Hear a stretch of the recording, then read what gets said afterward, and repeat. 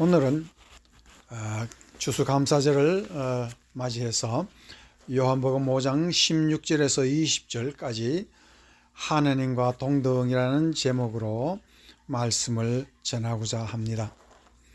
오늘 예수님께서는 안식일을 범한 것도 사실 죽을 범죄입니다. 그런데 거기서도 그치지 않고 하나님을 아버지라 불렀으므로 신성모독이라는 엄청난 정말 죽어 마땅한 이 죄를 서슴지 않고 지금 행하고 계시는 것을 오늘 본문 5장 16절에서 20절까지 요 중에서도 아버지라는 말이 16절, 17절, 18절, 19절, 20절까지 계속 아버지가 나오고 있습니다. 이름으로 말미암아 예수님은 하나님과 동등됨이라는 것을 증명하고 계시는 것을 우리가 볼 수가 있습니다. 그러면 하나님과 동등이라는 것은 우리 믿는 자들에게 어떤 의미가 있고 우리가 또한 그것을 어떻게 생활에 적용할 수 있는지 신앙의 신비가 이 속에 말씀으로 들어가 있다는 것을 알 수가 있습니다. 그래서 먼저 하나님과 동등이라는 말은 예수 그리스도는 하나님이라는 뜻을 말하고 있습니다. 그런데 이 하나님이 예수님과 하나님의 동등이라는 말은 우리가 성서적으로 잘 이해해야 하는 것입니다. 그런데 그 동등이라는 뜻을 우리가 어디에서부터 시작해서 이해를 해야 되는가 하면은 성서적인 창세기 1장에서부터 우리가 들어가야 하는 것입니다. 성서에 보면 하나님께서 아담을 에덴 동산에 두셨다. 그런데 그 아담이 들어있는 에덴 동산이라는 것은 거기서 성서를 잘 읽어보면 우리는 하나님께서 에덴 동산에는 축복의 땅 그렇게 먼저 생각을 하고 가장 안전한 곳, 복된 곳이라고 이렇게 기쁨의 곳이라고 말을 하고 있습니다. 또 우리는 그렇게 이해하는데 사실 그렇습니까? 오늘 그것을 우리는 잘 이해하면은 하나님과 동등이라는 뜻의 비밀이 하나씩 풀리고 있습니다. 그 이유는 지금 아담, 이브가 들어간 에덴 동산에 거기에 누구가 먼저 들어가 있습니까? 거기에는요 이미 아담보다도 이브보다도 먼저 사탄 마귀가 있었습니다. 그럼 하나님은 그것을 아시고도 아담 이브를 에덴 동산에 살게 했던 것이라는 것을 우리는 이 성서적인 비밀을 통해서 알 수가 있습니다. 왜 그러면 하나님께서는 사탄 마귀가 거기 있음에도 불구하고 어떻게 그들을 안전하게 만들려고 했습니까? 그것은 한 가지의 말씀 언약, 아담 언약을 주어서 선악과를 먹지 말라 하는 그 말씀을 믿고 거기에 살라고 했습니다. 그러나 사실은 아담 이브는 사탄이 모든 것을 다 거짓말로 깨어서 무너지게 했습니다. 그런데 또 놀라운 것은 사탄은 이미 하나님하고 아담하고 대화한 것, 그 생명과일을 먹지 마라, 선악과는 먹지 마라 하는 말을 다 듣고 알고 있습니다. 미리. 참 신기하죠? 그러면 사탄은 벌써 우리의 약점과 우리의 모든 하나님의 축복을 다 꿰차고 있었습니다. 그러면서 우리를 속이기 시작했으니 아담 이브가 속지 않을 수가 없고 그게 넘어가고 말았습니다. 자, 여기까지 우리가 이 창세기에서 신비스러운 이야기를 우리가 배우는데 그러면은 아담 이브가 이와 같이 에덴 동산에 하나님이 그에게 에덴 동산을 넣어도 안전할 수 있다는 것은 무엇으로? 말씀으로? 말씀을 믿고 말씀을 의지하고 말씀을 따르면 살 수 있는 그런 안전지대이었습니다. 비록 사탄 마귀가 거기서 모든 것을 지휘해도 그렇습니다.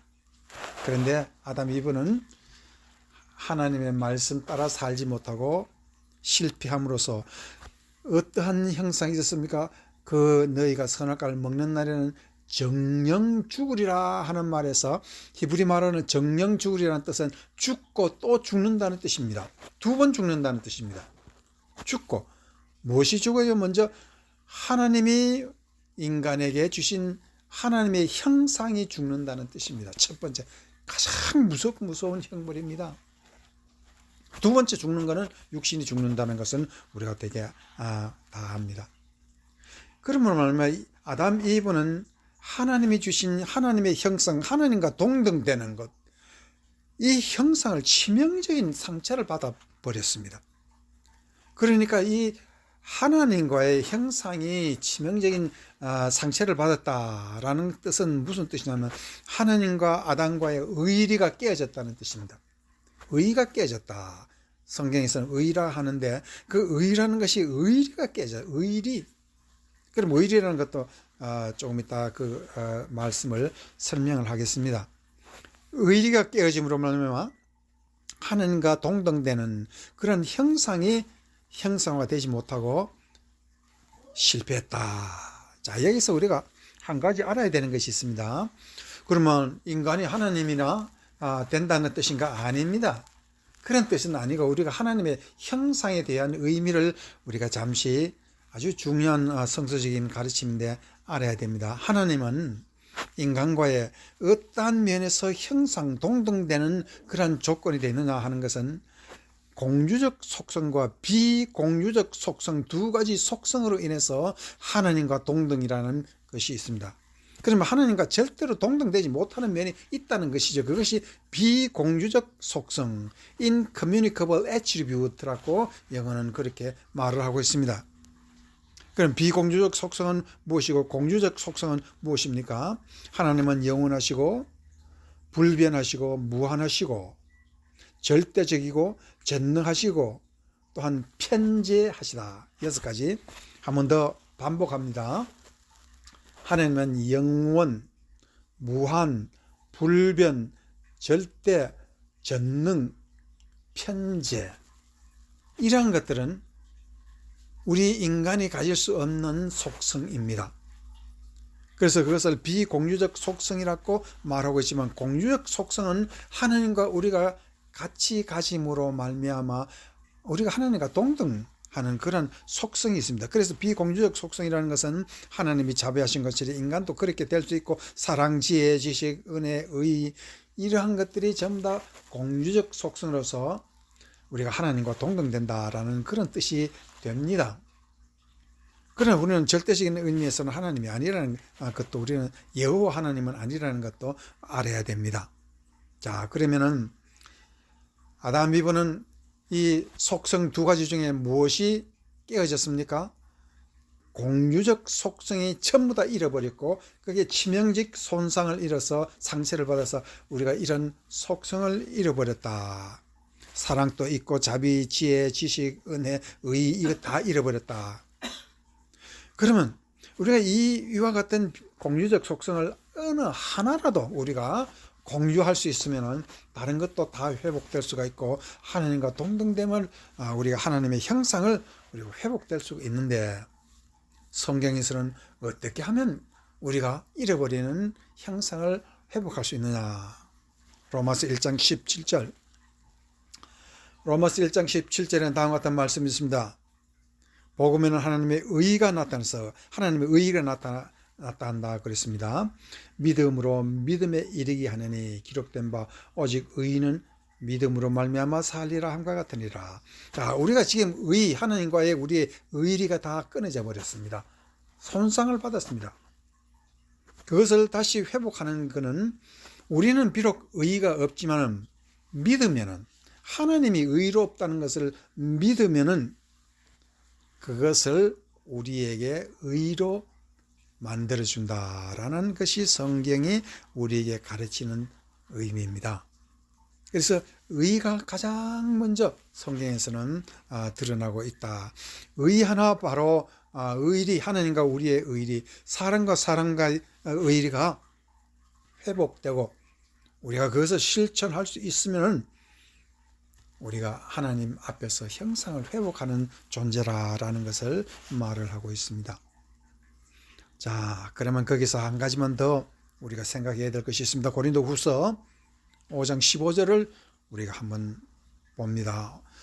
고린도후서 5장 15절에는 그가 모든 사람을 대신하여 죽으심은 살아있는 자들로 하여금 다시는 그들 자신을 위하여 살지 않고 오직 그들을 대신하여 죽었다가 다시 살아나신 이를 위하여 살게 하려 함이라. 여기서 바울은 우리에게 인간 회복, 인간의 형상, 잃어버린 형상을 회복하는 그 길은 누구의 의를 힘입으려냐 되느냐? 바로 예수 그리스도 우리를 위해 죽으시고 우리를 위해 부활하신 그 예수님을 위해서 살고 또 그 예수님의 의를 우리가 믿을 때에 의를 회복할 수 있다라고 말하고 있습니다. 거기서 두 가지를 얘기하고 있는데, 첫 번째는 생사의 뜻을 바로 알라는 것입니다. 생사의 목적이 바르지 못하면 살아도 죽은 존재라는 것을 말을 하고 있습니다. 그래서 하나님과의 의리를 회복하라 하는 것이 첫 번째 그 뜻이고, 두 번째 뜻은 고린도후서 5장 15절, 그리스도께서 죽음으로 나를 용서하시니 내가 남을 죽음으로 용서하라는 것입니다. 이거 아주 중요한 것이죠. 이와 같은 일을 예수님이 우리를 위해서 죽으셨다는 것을 믿는 것을 가지고 신앙이라 그러고, 이 신앙대로 사는 것을 가지고 우리는 의라고 말을 하고 있습니다. 그래서 믿음의 원리를 우리가 받아들이고 그 믿음의 원리대로 살 때 그 삶을 가지고 의로운 삶 혹은 의리가 있는 삶이라고 말을 하고 있는 것입니다.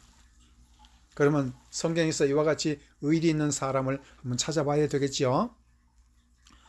구약성경에서 가장 의리 있는 사람 중에 한 사람이, 많은 사람이 있지만 열왕기상 17장 11절에서 14절, 왕상 17, 여기 보면은 어떤 사람이, 아주 놀라운 사람이 하나 나타나고 있습니다.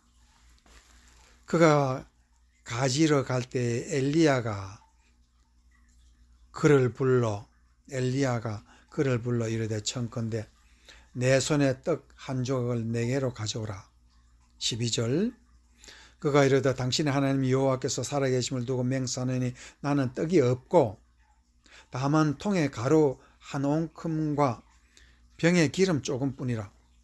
내가 나무가지 둘을 주워다가 나와 내 아들을 위하여 음식을 만들어 먹고 그 후에는 죽으리라.